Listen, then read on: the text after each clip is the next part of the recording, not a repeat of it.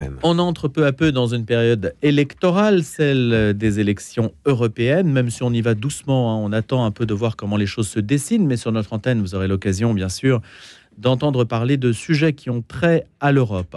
Mais peut-on dire, en attendant, que les Français sont mal représentés? La question peut étonner.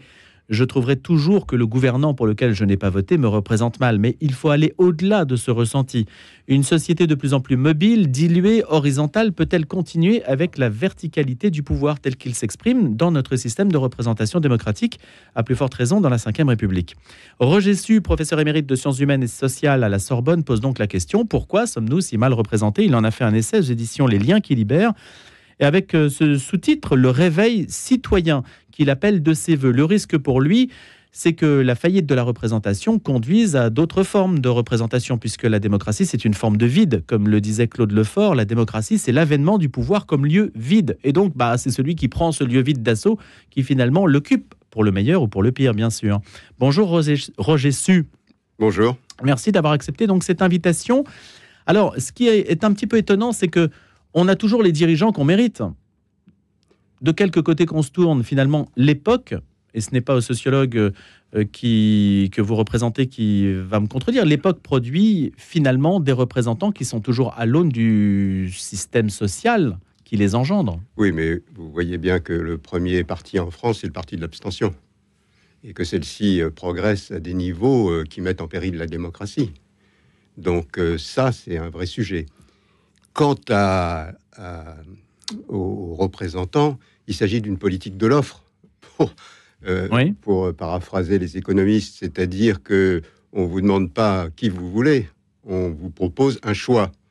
Et donc, la démocratie, c'est quand même relativement l'inverse, c'est-à-dire c'est l'expression de la demande.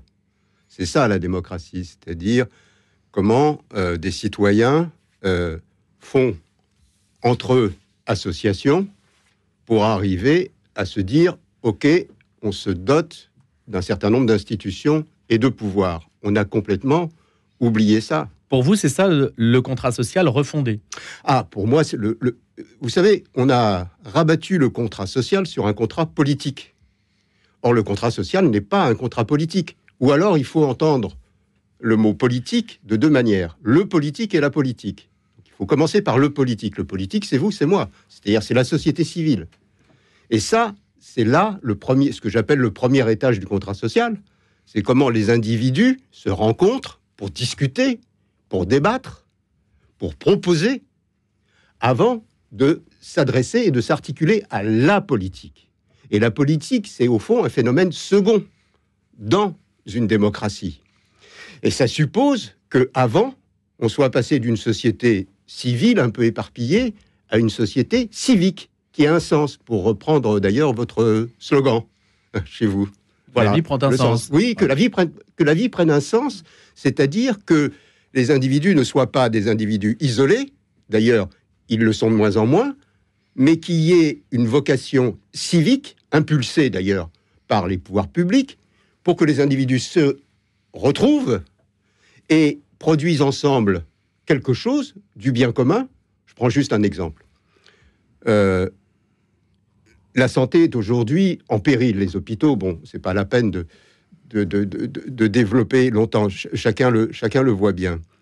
Nous n'arriverons pas à faire de la santé, y compris de la prévention, y compris de l'aide, etc., s'il n'y a pas une forme de mobilisation de la société civile, à travers bénévolat, volontariat, les pères aidants, la manière dont les individus s'investissent. Jamais on n'arrivera à une société du bien commun s'il n'y a pas une mobilisation civique de la société.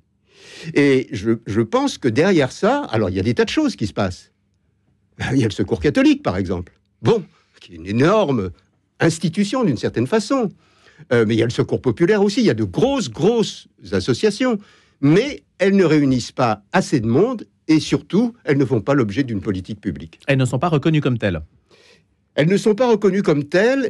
Au niveau du service qu'elles rendent. Oui, d'abord, on ne voit pas, parce que dans notre société, tout s'évalue à l'aune plus ou moins marchande, et évidemment, elles sont hors du marché, en tout cas pour la plus grande part, et on a du mal à évaluer tout ce qu'elles produisent. Si je vous dis par exemple que les gens qui font du bénévolat sont en meilleure santé, qui vont plus voter, etc., tout ça, ce sont des choses qui sont relativement invisibles. Et je pense qu'il faut les visibiliser. Vous dites, Roger Su, qu'il faut recalculer le PIB. Il faudrait recalculer le PIB parce que le PIB ne mesure que le marchand et il ne mesure pas, au fond, tout ce qui produit le marchand.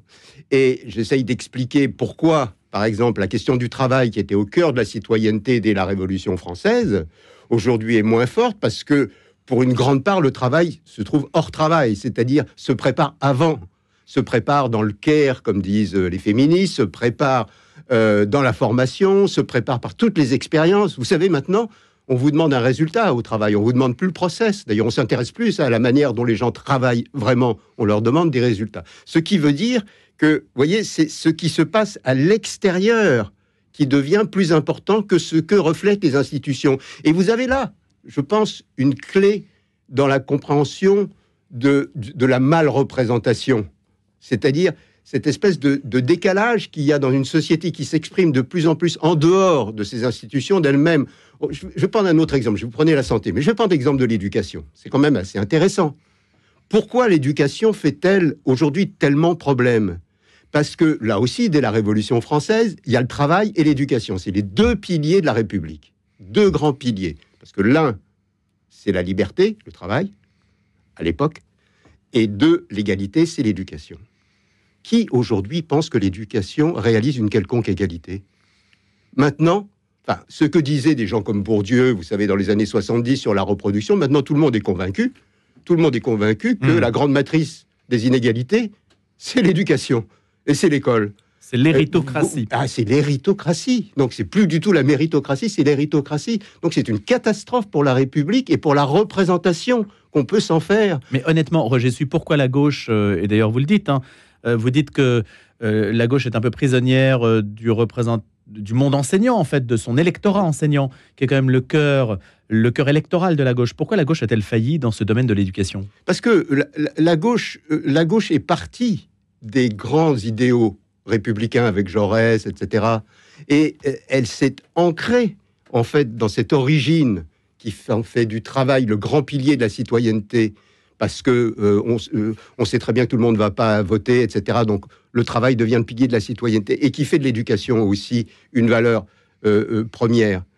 Et la gauche n'a pas vu que ces institutions devaient pour le moins beaucoup évoluer, qu'il fallait reconnaître bien d'autres choses.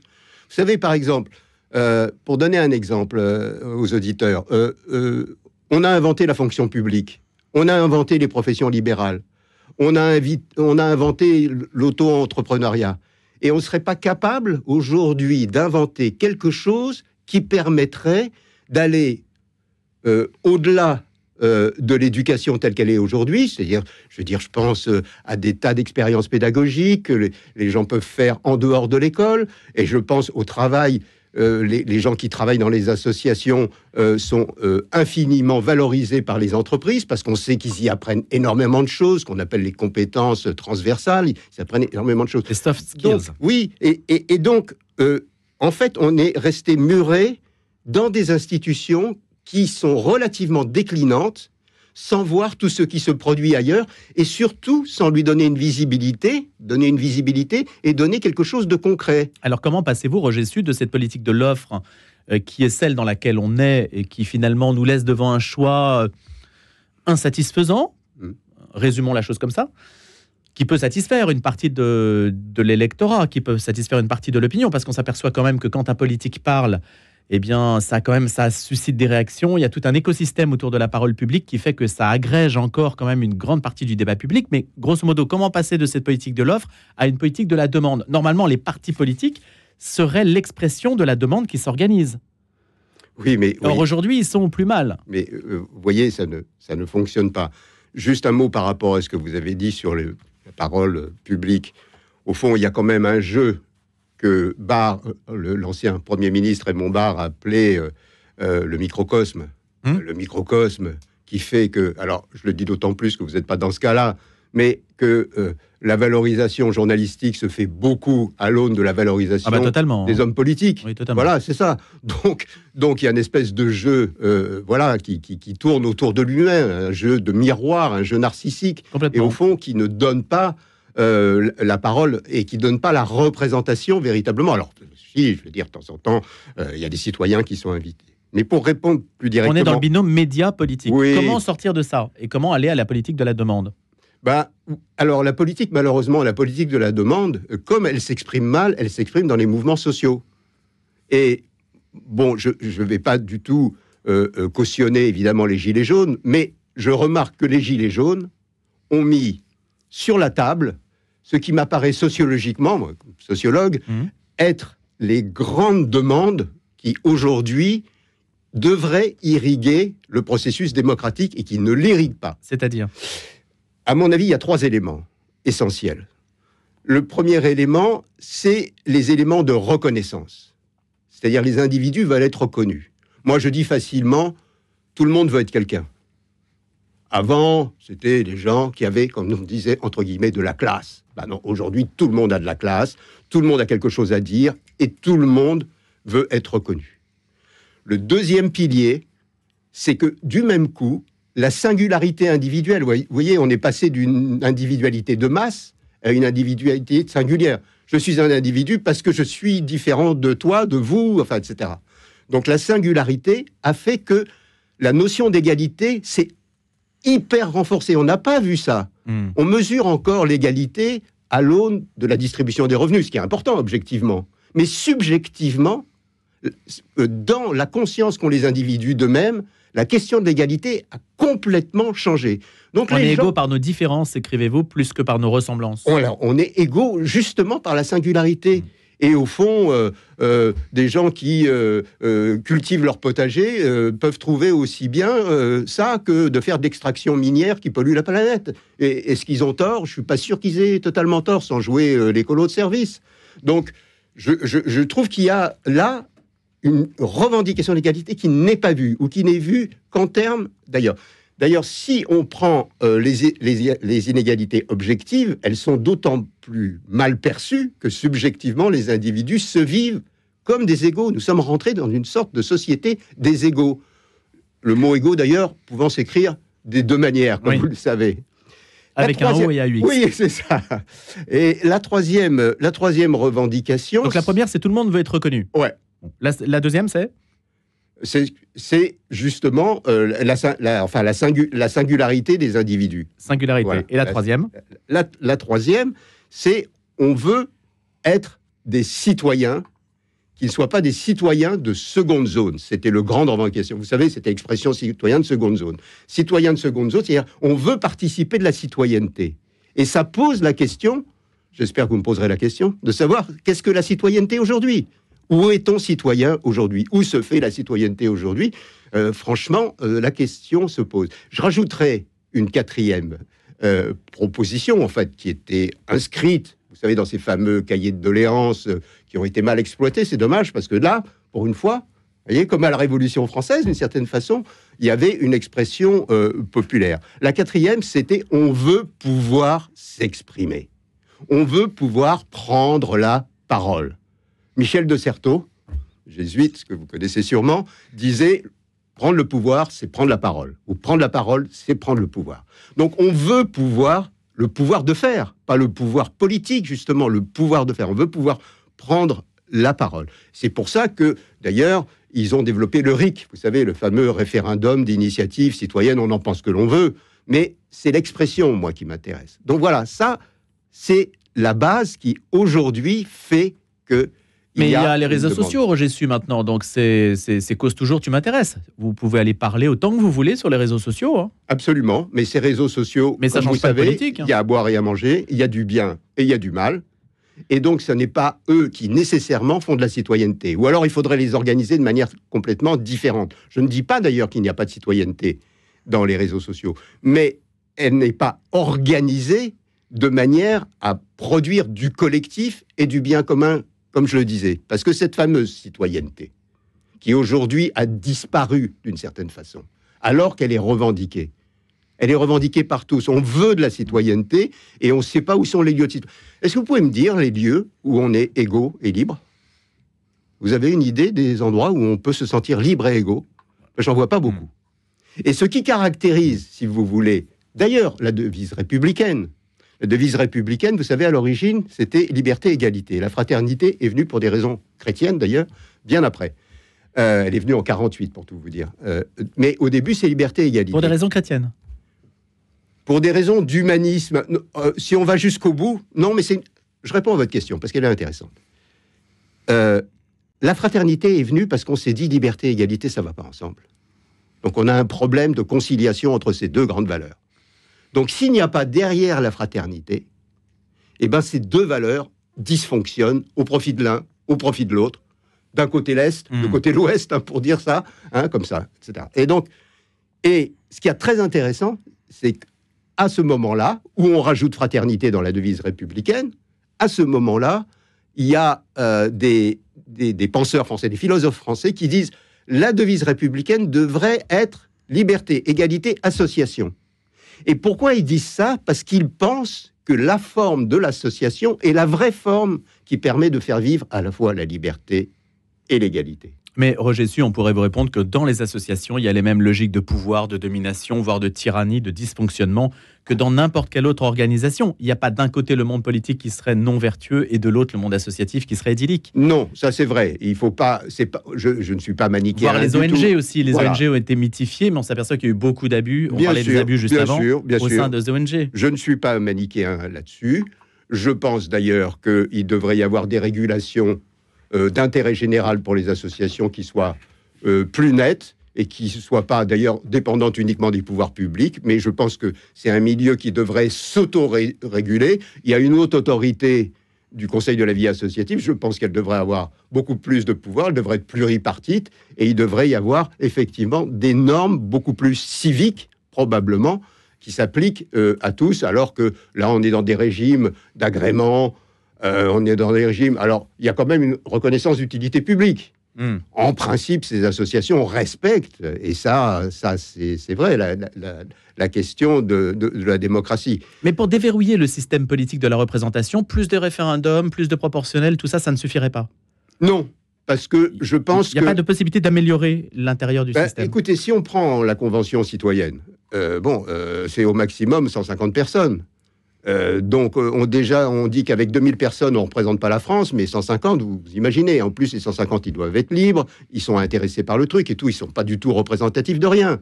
Mais c'est mieux que rien, la Convention citoyenne.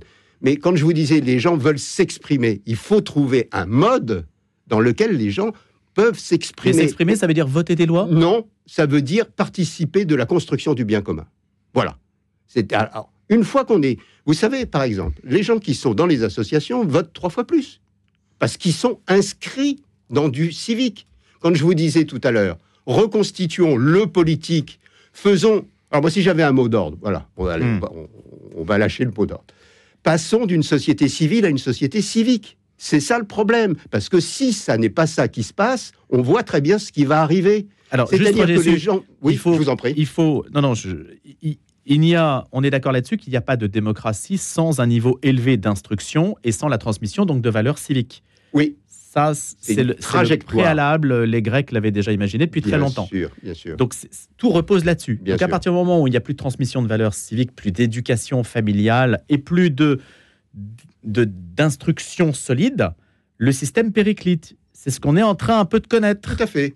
Et donc, là, chacun devient narcissique, etc. Bien sûr. Voilà. Et le président Macron a raison de parler de réarmement civique. Sauf qu'on ne va pas faire du réarmement civique en mettant tout le monde avec un uniforme. Sauf qu'on ne va pas faire du réarmement civique en mettant tout le monde au pas cadencé. Sauf que le réarmement civique, c'est permettre tout au long de la vie d'avoir une trajectoire civique. Et ça commence effectivement à l'école. Et est-ce que vous pensez que le civisme s'apprend dans les livres?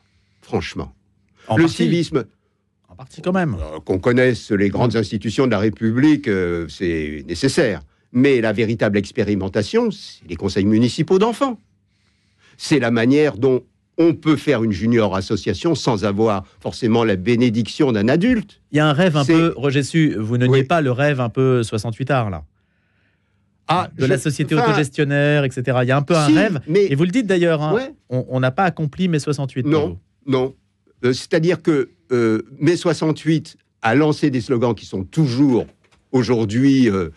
imagine le futur, les pavés sous la plage, l'écolo, la liberté sexuelle, etc. Il y a quand même eu énormément de choses qui ont été lancées par 68. Le problème, c'est que les institutions politiques, elles, n'ont pas bougé d'un iota. Elles ont été, au contraire, plutôt régressives. Hein, quand on voit le cumul entre la présidentielle et législative, on s'aperçoit effectivement que forcément, ça allait pousser à la concentration du pouvoir et à la verticalité du pouvoir. Et moi, je vous le dis, une société de plus en plus horizontale ne fonctionne pas avec un pouvoir de plus en plus vertical. Ça n'est pas possible. Géométriquement, ça ne fonctionne pas.